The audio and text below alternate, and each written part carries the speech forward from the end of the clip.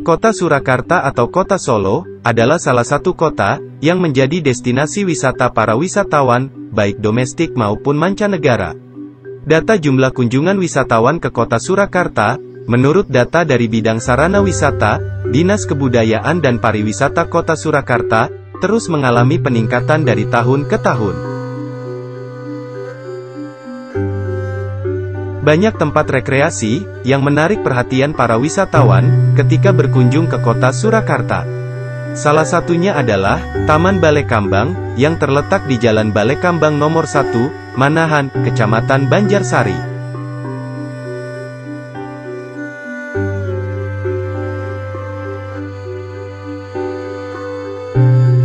Taman Balai Kambang, merupakan taman peninggalan Istana Mangkunegaran, yang dibangun oleh kerabat Mangkunegara. Saat ini statusnya dikelola oleh Unit Pelaksana Teknis, di bawah Dinas Kebudayaan dan Pariwisata Kota Surakarta.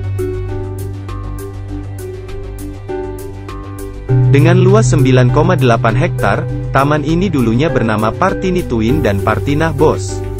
Balai Kambang merupakan sebuah ikon kejayaan Solo di masa lampau, yang berada di bawah naungan Swapraja Mangkunegaran.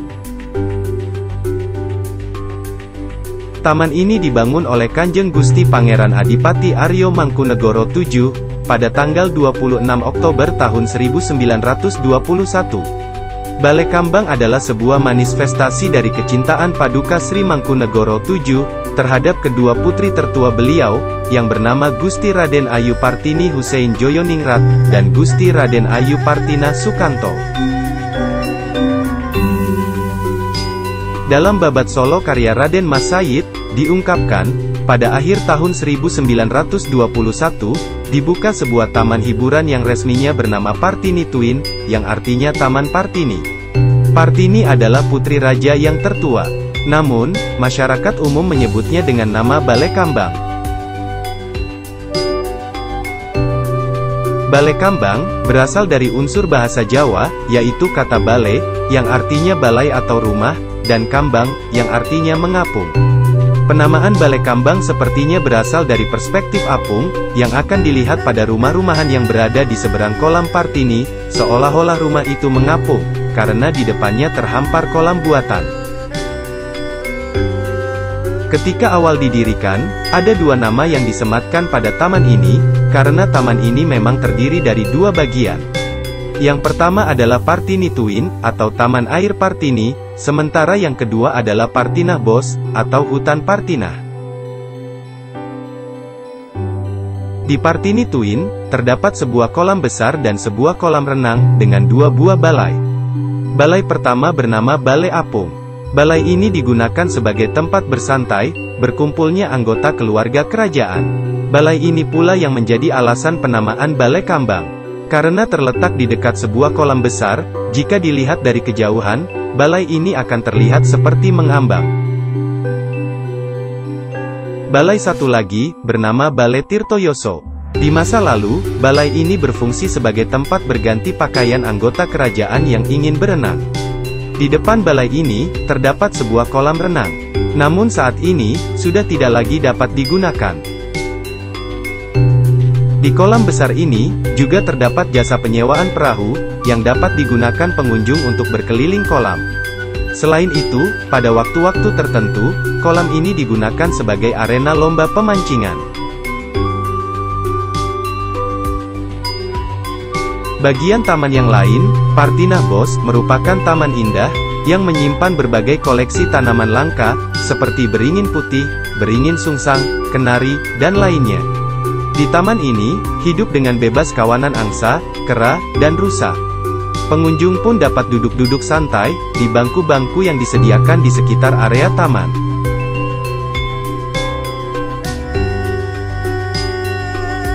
Jika ingin berkeliling taman tanpa berjalan kaki, di sini terdapat jasa penyewaan kereta wisata.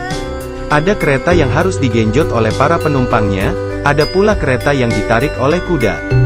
Taman ini pun dilengkapi dengan fasilitas Wi-Fi gratis.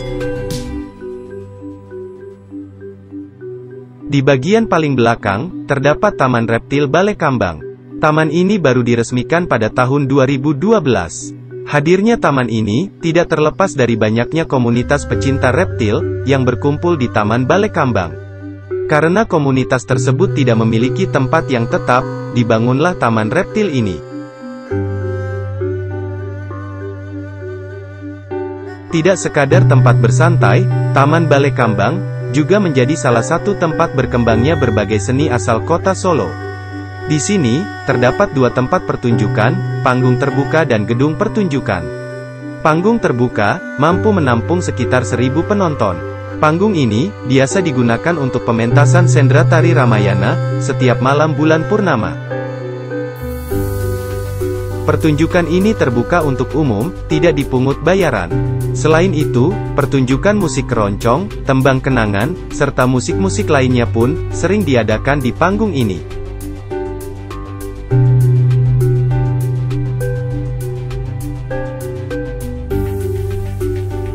Sementara, gedung pertunjukan, mampu menampung sekitar 300 penonton.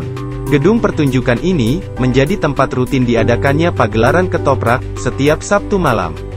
Kelompok ketoprak sudah berkembang di Taman Balai Kambang, sejak akhir 1970-an.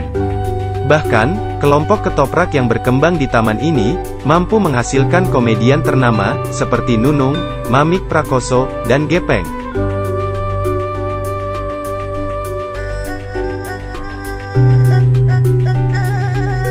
Pada awal dibangun, Taman Balai Kambang hanya dapat diakses oleh anggota keluarga kerajaan.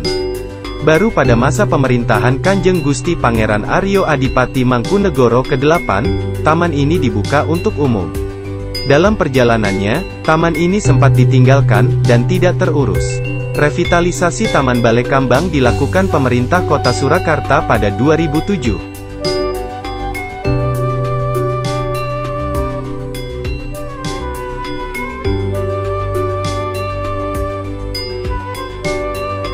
Secara keseluruhan, Taman Balai Kambang memiliki luas 9,8 hektare.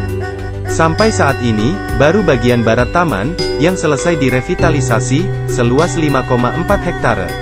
Untuk masuk ke taman ini, pengunjung tidak dipungut biaya masuk. Pengunjung cukup membayar tiket parkir.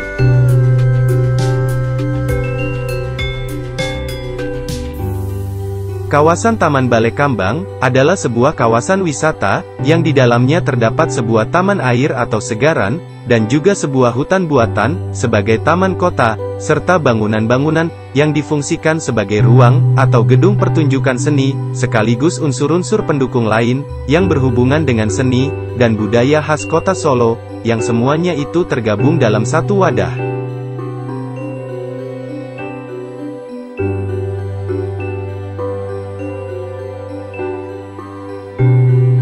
Taman Balai Kambang, secara prinsip sangat tepat, untuk dikembangkan menjadi kawasan pariwisata.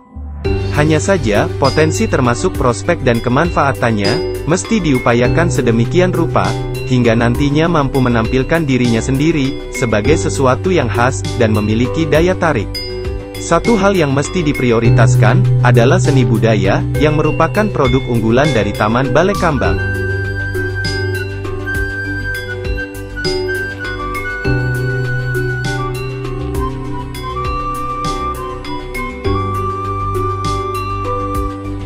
Taman Balai Kambang memadukan gaya budaya luar negeri, yaitu Eropa, dengan gaya budaya dalam negeri, yaitu budaya Jawa.